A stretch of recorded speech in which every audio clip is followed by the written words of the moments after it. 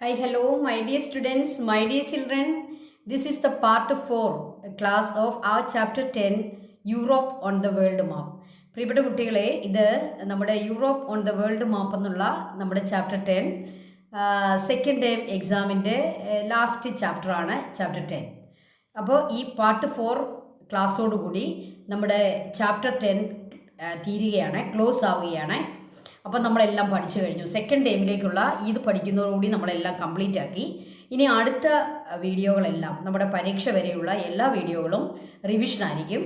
Question paper revise ചെയ്യുകയും question paper നമ്മൾ analyse ചെയ്യുകയും മോഡൽ ക്വസ്റ്റ്യൻ പേപ്പേഴ്സ് നിങ്ങൾക്ക് നൽകുകയും ചെയ്യും. അപ്പം എല്ലാവരും നമ്മുടെ തുടർന്നുള്ള നമ്മുടെ വീഡിയോകളും പരീക്ഷയ്ക്കായിട്ട് കാണുക. നിങ്ങൾക്ക് തീർച്ചയായിട്ടും പ്രയോജനപ്പെടും. അപ്പം നമ്മുടെ പാർട്ട് 4 വീഡിയോയിലെ യൂറോപ്പിൻ്റെ ചില ക്യാരക്ടറിസ്റ്റിക്സ്, ചില ഫീച്ചേഴ്സ് കൂടി നമുക്ക് പഠിക്കാം. അതോടുകൂടി നമ്മുടെ ചാപ്റ്റർ അവസാനിക്കുകയാണ്. ഓക്കെ, നമുക്ക് ക്ലാസ്സിലേക്ക് കയറാം. Society and people in Europe. യൂറോപ്പിലെ സൊസൈറ്റിയെ പറ്റി, അവിടുത്തെ ആളുകളെ പറ്റി നമുക്കൊന്ന് പഠിക്കാം. Europe is the third most populous continent. കോണ്ടിനെൻറ്റിൽ 3-ാം സ്ഥാനമാണ് അതിൻ്റെ പോപ്പുലേഷൻ്റെ നമ്പർ വെച്ച് നോക്കുമ്പോൾ. Third position for Europe. അപ്പോൾ first position Asia, second Africa and third one Europe. അപ്പോൾ ഏഷ്യയും ആഫ്രിക്കയും കഴിഞ്ഞാൽ പോപ്പുലേഷൻ്റെ കാര്യത്തിൽ യൂറോപ്പാണ് third position. Europe is the third most populous continent. Russia is the most populous European country.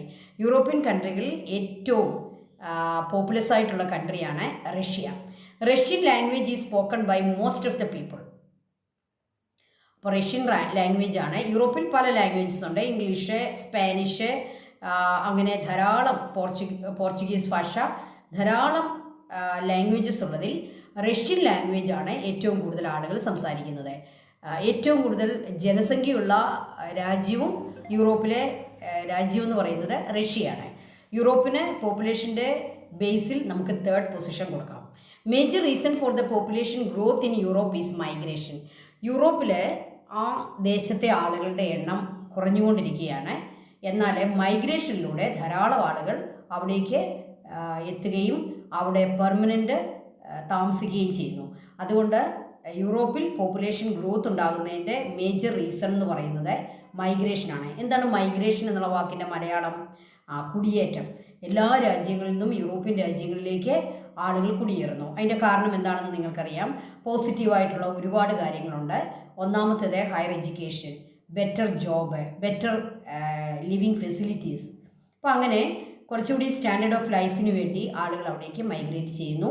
Better ജോബിന് വേണ്ടി, ബെറ്റർ എഡ്യൂക്കേഷന് വേണ്ടി അവിടേക്ക് ആളുകൾ മൈഗ്രേറ്റ് ചെയ്യുന്നു. അപ്പോൾ അതുകൊണ്ട് തന്നെ അവിടുത്തെ പോപ്പുലേഷൻ ഗ്രോ ചെയ്യുന്നു. Europe is one of the most developed regions in the world. ലോകത്തിലെ ഏറ്റവും ഡെവലപ്ഡ് ആയിട്ടുള്ള റീജിയൻസിൽ ഒന്നാണ് യൂറോപ്പ്. ഇപ്പോൾ അമേരിക്ക പോലെയുള്ള കോണ്ടിനെൻസും, നോർത്ത് അമേരിക്കൻ കോണ്ടിനെൻറ്റിലെ അമേരിക്ക, USA ഒരു ഡെവലപ്ഡ് റീജിയനാണ്. അതുപോലെ തന്നെ ഡെവലപ്ഡ് ആയിട്ടുള്ള ഒരു റീജിയനാണ് യൂറോപ്പും. ഓക്കെ, ഇതാണ് അവിടുത്തെ സൊസൈറ്റി, പീപ്പിളിനെ പറ്റി നമുക്ക് ജനറലായിട്ട് പറയാവുന്ന കാര്യങ്ങൾ. Okay, then Europe is industrially and agriculturally rich. What are the reasons? Europe industry വെച്ച് നോക്കിയാലും അഗ്രികൾച്ചർ വെച്ച് നോക്കിയാലും റിച്ച് ആണ്. അതിൻ്റെ റീസൺസ് എന്തൊക്കെയാണ്? Excellent climate, abundant natural resources, good technology. ഇപ്പോൾ യൂറോപ്പിൽ ഏറ്റവും നല്ല ടെക്നോളജി, ഇന്ന് ലോകത്തിൽ ലഭിക്കാവുന്ന ഏറ്റവും മോസ്റ്റ് മോഡേൺ ടെക്നോളജി അവർക്കുണ്ട്. അപ്പോൾ good technology, abundant natural resources. European രാജ്യങ്ങളെല്ലാം തന്നെ നാച്ചുറൽ റിസോഴ്സസിൻ്റെ കാര്യത്തിൽ വളരെ വെൽത്തിയാണ്. അല്ലെ, അബൻഡൻറ്റ് മീൻസ് ധാരാളം നാച്ചുറൽ റിസോഴ്സസ്. അപ്പം നമുക്കറിയാം നാച്ചുറൽ റിസോഴ്സസിനെയാണ് നമുക്ക് ഫൈനൽ പ്രോഡക്റ്റ് ആക്കി മാറ്റാൻ പറ്റുക. അപ്പോൾ ഫാക്ടറികൾ പ്രവർത്തിക്കണമെങ്കിലും എല്ലാം നാച്ചുറലായിട്ടുള്ള റിസോഴ്സസ് വേണം. മിനറൽ റിസോഴ്സസ് ആകാം, അഗ്രികൾച്ചർ റിസോഴ്സസ് ആകാം, ഫോറസ്റ്റ് റിസോഴ്സസ് ആകാം. ഈ നാച്ചുറൽ റിസോഴ്സസ് എന്ന് പറഞ്ഞാൽ പ്രകൃതിയിൽ നിന്നും നമുക്ക് ലഭിക്കുന്ന എല്ലാം നാച്ചുറൽ റിസോഴ്സാണ്. ഭൂമിക്ക് അടിയിൽ നിന്ന് കിട്ടുന്നതാണെങ്കിലും ഭൂമിയുടെ സർഫസിൽ നിന്ന് ലഭിക്കുന്നതാണെങ്കിലും നമുക്ക് നാച്ചുറൽ റിസോഴ്സസ് എന്നുള്ള ആ ഒരു കാറ്റഗറിയിലാണ് അതിനെ പെടുത്തുക. അപ്പം നാച്ചുറൽ റിസോഴ്സസിനെ നമുക്ക് എങ്ങനെയൊക്കെ കാണാം? Agricultural resources, mineral resources, forest resources. Okay, energy resources, okay, so abundant natural resources, then excellent climate. European രാജ്യങ്ങളെല്ലാം തന്നെ ഒരു മീഡിയം ക്ലൈമറ്റിലേക്ക് വരുന്ന രാജ്യങ്ങളാണ്, മീഡിയം ക്ലൈമറ്റ്. അപ്പോൾ അതുകൊണ്ട് തന്നെ ആ ക്ലൈമറ്റ്, ഓക്കെ, അതും അവിടുത്തെ അഗ്രികൾച്ചറിനും ഇൻഡസ്ട്രിക്കും വളരെ ഗുണം ചെയ്യുന്നു. അപ്പോൾ European countries are industrially and agriculturally rich.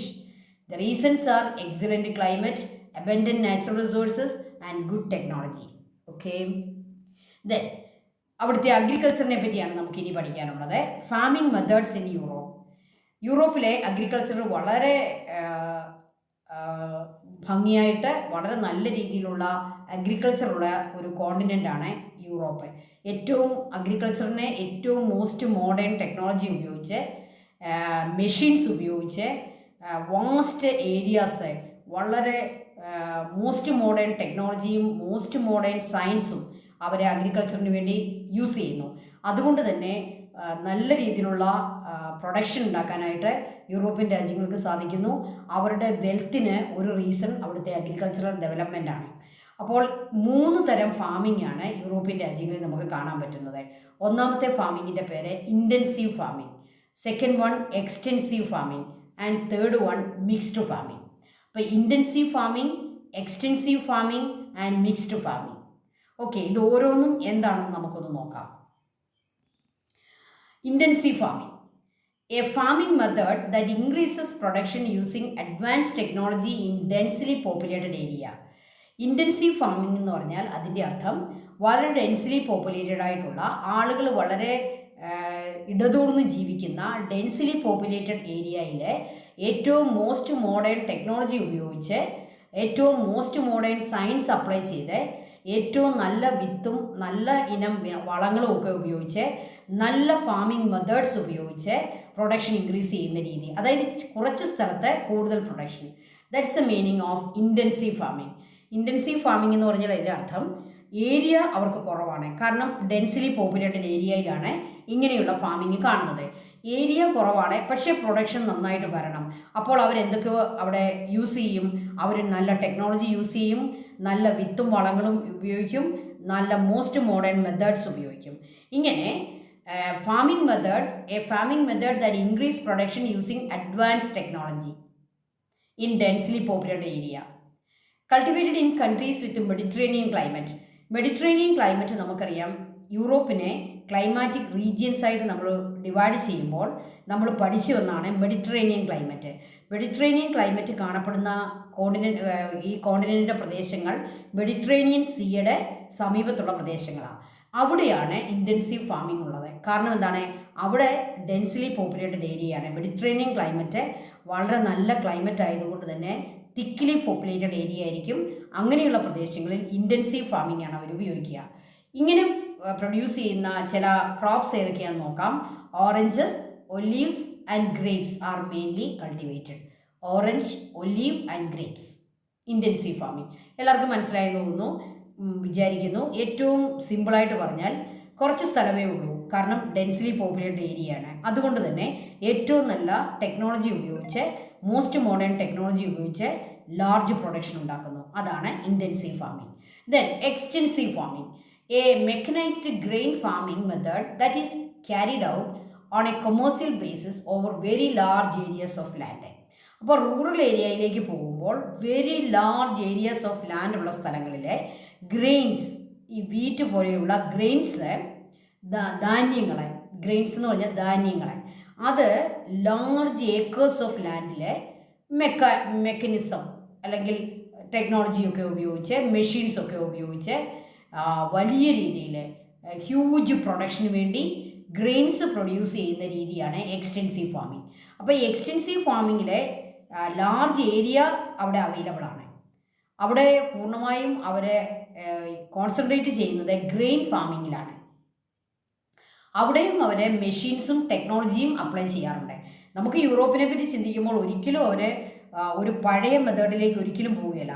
Most modern മെത്തേഡും ടെക്നോളജിയും ഉപയോഗിക്കുന്നു. Large area, large acres of land അവർ കൾട്ടിവേഷന് റെഡിയാക്കുന്നു, ഗ്രെയിൻസ് കൾട്ടിവേറ്റ് ചെയ്യുന്നു, ലാർജ് പ്രൊഡക്ഷൻ ഉണ്ടാക്കുന്നു. അതാണ് extensive farming. This type of farming is practiced in the steppes of northern Europe. Northern യൂറോപ്പിൽ കാണപ്പെടുന്ന സ്റ്റെപ്പീസ് അല്ലേ, നമുക്കറിയാം അവിടുത്തെ പുൽമേടുകൾ അറിയപ്പെടുന്നത് സ്റ്റെപ്പീസ് എന്നാണ്. ഈ സ്റ്റെപ്പീസ് നല്ല ക്ലൈമറ്റ് ഉള്ളപ്പോൾ അവർ ഈ ഗ്രെയിൻ കൾട്ടിവേഷന് വേണ്ടി, ഗ്രെയിൻ ഫാമിങ്ങിന് വേണ്ടി ഈ രീതിയിൽ എക്സ്റ്റെൻസീവ് ഫാമിംഗ് നടത്തുന്നു. Okay, the main crops is wheat, cereals, barley, corn, oats are also grown in this method. അപ്പോൾ ഓട്സ്, ബാർലി, സിറിയൽസ്, വീറ്റ് അങ്ങനെയുള്ള പ്രൊഡക്ഷനാണ് എക്സ്റ്റെൻസീവ് ഫാമിങ്ങിൽ ഉപയോഗിക്കുക. അപ്പോൾ എക്സ്റ്റെൻസീവ് എന്നുള്ള വാക്ക് കേൾക്കുമ്പോൾ നിങ്ങൾ ലാർജ് റീജിയൻസ് ആണ് ഇങ്ങനെ കൾട്ടിവേറ്റ് ചെയ്യുക. Then mixed farming, a method of raising livestock along with crops. ക്രോപ്സിനോട് കൂടി നമ്മുടെ നാട്ടിലെ പോലെ ക്രോപ്സ് കൾട്ടിവേറ്റ് ചെയ്യുന്ന ഫാർമേഴ്സ് കൂടെ കന്നുകാലികളെ കൂടെ വളർത്തുക, അതിനെയാണ് അവർ മിക്സ്ഡ് എന്ന് പറയുന്നത്. അല്ലാതെ പലതരം ക്രോപ്സ് മിക്സ് ചെയ്തു കൾട്ടിവേറ്റ് ചെയ്യുക എന്നുള്ള ആ ഒരു രീതിയിൽ നമ്മൾ ചിന്തിക്കരുത്. മിക്സ്ഡ് ഫാമിംഗ് എന്ന് പറഞ്ഞാൽ ഫാമിങ്ങിലൂടെ ലഭിക്കുന്ന വേസ്റ്റ് അവർക്ക് ഭക്ഷണമായിട്ട് കൊടുക്കാം. എന്ത് കൂടി ഉപയോഗിച്ചാൽ അവിടെ ആനിമൽസിനെ കൂടി വളർത്തിയാൽ, അപ്പോൾ ഇത് രണ്ടും കൂടി ബന്ധിപ്പിച്ചുകൊണ്ട് പോകുന്നതിനെയാണ് മിക്സ്ഡ് ഫാമിംഗ് എന്ന് പറയുക. A method of raising livestock along with crops. Livestock എന്ന് പറഞ്ഞാൽ domestication of animals. This type of farming is mainly found in central and western Europe. അപ്പോൾ സെൻട്രൽ യൂറോപ്പിലും വെസ്റ്റേൺ യൂറോപ്പിലും കൂടുതലും കാണുന്ന മിക്സ്ഡ് ഫാമിംഗ് ആണ്.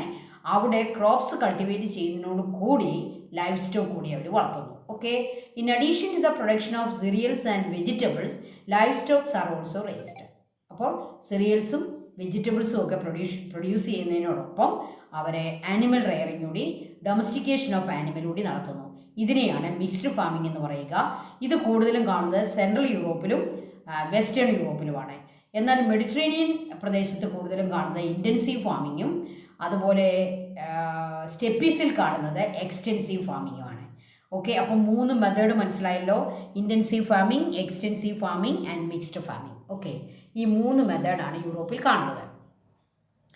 സെൻട്രൽ ആൻഡ് വെസ്റ്റേൺ യൂറോപ്പിൽ mixed farming കാണുന്നു, മെഡിറ്ററേനിയൻ റീജിയനിൽ ഇൻറ്റൻസീവ് ഫാമിംഗ് കാണുന്നു, സ്റ്റെപ്പീസിൽ എക്സ്റ്റെൻസീവ് ഫാമിംഗ് കാണുന്നു. അപ്പോൾ നമുക്ക് കംപ്ലീറ്റ് ചെയ്യാനുള്ള ഒരു വർക്കായിരുന്നു. അതിങ്ങനെയാണ് വർക്ക് കംപ്ലീറ്റ് ചെയ്യുന്നത്. സ്റ്റെപ്പീസിൽ നമുക്കറിയാം grains, extensive farming. Then Mediterranean ഏരിയയിൽ നല്ല ക്ലൈമറ്റ് ഒക്കെ ആയതുകൊണ്ട് കുറച്ച് സ്ഥലത്തെ കൂടുതൽ പ്രൊഡക്ഷൻ, അതാണ് ഇൻറ്റൻസീവ് ഫാമിംഗ്. മിക്സ്ഡ് ഫാമിംഗ് എവിടെയാണ് കാണുക? സെൻട്രൽ യൂറോപ്പിലും വെസ്റ്റേൺ യൂറോപ്പിലും ക്രോപ്സിനോടൊപ്പം ലൈഫ് സ്റ്റോക്ക് കൂടി ഫാം ചെയ്യുന്നു. ഓക്കെ, ദെൻ അവിടുത്തെ ഫെസ്റ്റിവൽസ് ആൻഡ് കൾച്ചറൽ സെൻറ്റേഴ്സ്. യൂറോപ്പിൽ ധാരാളം ഫെസ്റ്റിവൽസ് നടക്കാറുണ്ട് അല്ലേ. അങ്ങനെയുള്ള ഫെസ്റ്റിവൽസിൻ്റെ ചില അവിടെ കാളപ്പോരൊക്കെ നടത്താറുണ്ട് കേട്ടോ. കാളപ്പോര്, അതുപോലെ തന്നെ കിങ്സ് ഡേ എന്നൊക്കെ പറഞ്ഞുള്ള ചില ഫെസ്റ്റിവൽസ് ഒക്കെ ഉണ്ട്. വളരെ ആഘോഷപൂർവ്വം നടത്തുന്ന ഫെസ്റ്റിവൽസാണ്. അതിൻ്റെ ചിത്രങ്ങളാണ് നിങ്ങളിപ്പോൾ കാണുന്നത്. Important cities: Paris, London, Berlin, Moscow and Rome. European കോണ്ടിനെൻറ്റിലെ ഏറ്റവും ഇമ്പോർട്ടൻ്റ് ആയിട്ടുള്ള മെട്രോപൊളിറ്റൻ മെഗാലോപോളിസ് ടൗൺ സിറ്റികളാണ് പാരീസ്. അതായത് 2-3 ദിവസം നമ്മൾ യാത്ര ചെയ്താൽ പോലും ആ ഒരു സിറ്റി കവർ ചെയ്യാൻ നമുക്ക് സാധിക്കില്ല. അത്രമാത്രം ബിഗ് സിറ്റീസാണ് മെഗാലോപോളിസ് എന്ന് പറയുക. അങ്ങനെയുള്ള മെഗാലോപോളിസ് സിറ്റികളാണ് Paris, London, Berlin, Moscow and Rome. Okay, ഇതാണ് ഇവിടുത്തെ ഏറ്റവും ഇമ്പോർട്ടൻറ്റ് സിറ്റീസ്. നമുക്ക് ഇത് ഓരോ സിറ്റിയും ഏത് റിവറിൻ്റെ ബാങ്ക്സിലാണ് കാണപ്പെടുന്നത്. എല്ലാ സിറ്റികളും തന്നെ ഏതെങ്കിലും ഒരു റിവറിൻ്റെ ബാങ്കിലായിരിക്കും. London Thames, Rome Tiber, Moscow Moskva, Paris Seine, Spree, Berlin. These are the rivers. These cities lie on the banks of these rivers. ഇനി നമുക്ക് യൂറോപ്യൻ കോണ്ടിനെൻറ്റിലെ ഏറ്റവും പ്രത്യേകതകളുള്ള ഒരു രാജ്യമാണ് ഫിൻലാൻഡ്. ഓക്കെ, അപ്പോൾ ഹാപ്പിനെസ് ഇൻഡെക്സിൽ കുറേ വർഷങ്ങളായിട്ട് ഏകദേശം ഒരു 20 years ആയിട്ട് ഫസ്റ്റ് നിൽക്കുന്ന രാജ്യമാണ് ഫിൻലാൻഡ്. അവിടെയാണ് ഏറ്റവും ഹാപ്പിനെസ് ഉള്ള ആളുകൾ ജീവിക്കുന്നത്. നമുക്കറിയാം UNO നടത്തുന്ന ഒരു സർവേയാണ് ഹാപ്പിനെസ് ഇൻഡെക്സ് എന്ന് പറയുന്നത്. അത് കുറേ കാര്യങ്ങളുടെ ഒരു അസസ്മെൻ്റാണ് നടത്തുക. അവിടുത്തെ ആളുകളുടെ ജീവിതം, അവരുടെ ഇൻകം, അവരുടെ ആ രാജ്യത്തിൻ്റെ നാഷണൽ ഇൻകം, അങ്ങനെ അവിടുത്തെ ബർത്ത് റേറ്റ്, ഡെത്ത് റേറ്റ്, അവിടുത്തെ ലൈഫ് എക്സ്പെക്റ്റൻസി, അങ്ങനെ കുറേ കാറ്റഗറീസ് ഓഫ് കാര്യങ്ങൾ അസസ് ചെയ്തിട്ട് രാജ്യങ്ങളെ അവർ റാങ്ക് ചെയ്യാറുണ്ട്. അങ്ങനെ മോസ്റ്റ് ഹാപ്പിനെസ് ഉള്ള രാജ്യമായിട്ട് റാങ്ക് ചെയ്തപ്പെട്ടിരിക്കുന്ന ഒരു യൂറോപ്യൻ കോണ്ടിനെൻ്റാണ് ഫിൻലാൻഡ്. നമ്മുടെ ഇന്ത്യയുടെ സ്ഥാനമൊക്കെ നമുക്ക് വളരെ ബാക്കാണ്. നമ്മൾ 100ലും ലോയാണെന്ന് എനിക്ക് തോന്നുന്നത്. ഏകദേശം 180 രാജ്യങ്ങളുടെ ഒരു റാങ്ക് ഇട്ടപ്പോൾ നമ്മൾ ഇന്ത്യ ഒക്കെ ഒരു 100 ബിലോയാണ് വരിക. എന്നാൽ ഫിൻലാൻഡ് കുറേ വർഷങ്ങളായിട്ട് 20 years ആയിട്ട് ഫിൻലാൻഡ് ഹാപ്പിനെസ് ഇൻഡെക്സിൽ ഫസ്റ്റാണ്. അതുകൊണ്ട് നമുക്ക് ആ രാജ്യത്തെ പറ്റി ഒന്ന് പഠിക്കേണ്ടേ. എന്താണ് അവിടുത്തെ പ്രത്യേകത? Land of 1000 lakes. അതായത് ഫിൻലാൻഡ് എന്ന് പറയുന്ന രാജ്യത്ത് ധാരാളം ലേക്സ് ഉണ്ട്. അതുകൊണ്ട് ഈ രാജ്യം അറിയപ്പെടുന്നത് ലാൻഡ് ഓഫ് 1000 ലേക്സ് എന്നാണ്. ഓക്കെ, അപ്പോൾ ഒരു വൺ വേർഡ് ക്വസ്റ്റ്യൻ ഒക്കെ വരാൻ സാധ്യതയുണ്ട്. Land of 1000 lakes Finland. ഫിൻലാൻഡിൻ്റെ ബോർഡറിൽ കാണുന്ന അതിൻ്റെ നെയ്ബറിങ് കൺട്രീസ് ഒക്കെ ഒന്ന് കണ്ടുപിടിച്ച്. സ്വീഡൻ ഉണ്ട് അല്ലേ, സ്വീഡൻ, എസ്തോണിയ, ലാറ്റ്വ, ലിത്വാനിയ, ഇതൊക്കെ ഫിൻലാൻഡിൻ്റെ ഒരു നെയ്ബറിങ് രാജ്യങ്ങളെന്ന് വേണേൽ പറയാം. ഓക്കെ, അപ്പോൾ ഫിൻലാൻഡ് എല്ലാവരും കണ്ടല്ലോ. Social life and other specialities of Finland. അപ്പോൾ ഫിൻലാൻഡ് ഹാപ്പിനെസ് ഇൻഡെക്സിൽ ഇത്രയും ഫസ്റ്റായിട്ട് നിൽക്കാനുള്ള കാരണം അവിടുത്തെ സോഷ്യൽ ലൈഫ് ആയിരിക്കുമല്ലോ. Arctic and sub Arctic climates are generally experienced in Finland. Arctic ക്ലൈമറ്റും സബ് ആർട്ടിക് ക്ലൈമറ്റും ഫിൻലാൻഡിൽ കാണപ്പെടുന്നു. നമ്മൾ ക്ലൈമാറ്റിക് റീജിയൻസ് പഠിച്ചപ്പോൾ നമ്മൾ ഒന്നാമത് പഠിച്ചതാണ് Arctic climate. Okay, tundra climate, ഏറ്റവും എക്സ്ട്രീം കോൾഡ് ഉള്ള സ്ഥലങ്ങൾ ഫിൻലാൻഡിലുണ്ട്. അതുപോലെ തന്നെ സബ് ആർട്ടിക് പ്രദേശങ്ങളുമുണ്ട്. അതെന്താണ്? ടൈഗ. അപ്പോൾ തുന്ദ്ര ക്ലൈമറ്റും ടൈഗ ക്ലൈമറ്റും ഫിൻലാൻഡിൽ കാണപ്പെടുന്നു. ഏറ്റവും കോൾഡസ്റ്റ് ഏരിയയാണ് തുന്ദ്ര, എന്നാൽ കുറച്ചുകൂടി മൈൽഡായിട്ട് വരുന്ന ഏരിയയാണ് ടൈഗ. അപ്പോൾ ഇത് രണ്ടും ഫിൻലാൻഡിലുണ്ട്. രണ്ടാമത്തത് ഹെൽസിങ്കി ഈസ് ദ ക്യാപിറ്റൽ. അവരുടെ ക്യാപിറ്റലാണ് Helsinki. 1/5 of the Finnish population live in the capital. കാരണം മറ്റ് സ്ഥലങ്ങളെല്ലാം എക്സ്ട്രീം കോൾഡാണ്. വർഷം മുഴുവൻ മഞ്ഞ് മൂടി കിടക്കുന്നു. അവിടെ സൺലൈറ്റ് പോലും 6 months അവൈലബിൾ അല്ല. അതുകൊണ്ട് തന്നെ കൂടുതൽ ആളുകളും ഫിന്നിഷ് പീപ്പിള് കൂടുതലും ജീവിക്കുന്നത് അവരുടെ ക്യാപിറ്റലിലാണ്, ഹെൽസിങ്കിയിലാണ്. Finland top the UNO's world happiness index in 2024. They were the first in world happiness index. UNO നടത്തുന്ന വേൾഡ് ഹാപ്പിനെസ് ഇൻഡെക്സിൽ 2024ലും ഫസ്റ്റ് വന്നിരിക്കുന്നത് ഫിൻലാൻഡാണ്. ഒരുപക്ഷെ അവിടുത്തെ ഈ തണുപ്പ് കൊണ്ട് ആളുകളൊക്കെ വളരെ സോഫ്റ്റും വളരെ സ്നേഹമുള്ളവരും ഒക്കെ ആയിരിക്കും. എനിക്ക് തോന്നുന്നു ചൂടുള്ള കാലാവസ്ഥയിലായിരിക്കും ആളുകൾ കുറച്ചുകൂടി അങ്ങോട്ടും ഇങ്ങോട്ടും വഴക്കൊക്കെ ഉണ്ടാക്കുന്നത്. അവരുടെ ഫാമിലിയൊക്കെ വളരെ ഹാപ്പിനെസ് ആയിരിക്കും. അവിടെ വലിയ വഴക്കുകളൊന്നുമില്ല. അവിടെ ജയിലുകളിലൊന്നും ആളില്ലെന്നാണ് പറയുക. അവിടെ ജയിലുകളിലൊന്നും ആളില്ല, വലിയ കുറ്റകൃത്യങ്ങളൊന്നുമില്ല. കാരണം തണുപ്പല്ലേ, ഇങ്ങനെ കുറ്റകൃത്യം ചെയ്യാൻ അങ്ങനെ നമുക്ക് വേണേൽ ചിന്തിക്കാം അല്ലേ. തണുപ്പത്തെ ഈ തുന്ദ്ര കാലാവസ്ഥയിലും ടൈഗ ക്ലൈമറ്റിലും ഒക്കെ ആളുകൾ എങ്ങോട്ട് പോയി വഴക്കുണ്ടാക്കാനാണ്? അപ്പോൾ അവിടെ വലിയ ക്രിമിനൽ ആക്ടിവിറ്റീസോ ഒന്നുമില്ല. അവിടെ ജയിലിലൊന്നും ആൾക്കാരില്ല. അവരെല്ലാവരും ഈ ക്ലൈമറ്റിനോട് ഫൈറ്റ് ചെയ്തുകൊണ്ട് അവർ എല്ലാവരും യോജിച്ച് ജീവിക്കുകയാണ് ചെയ്യുക.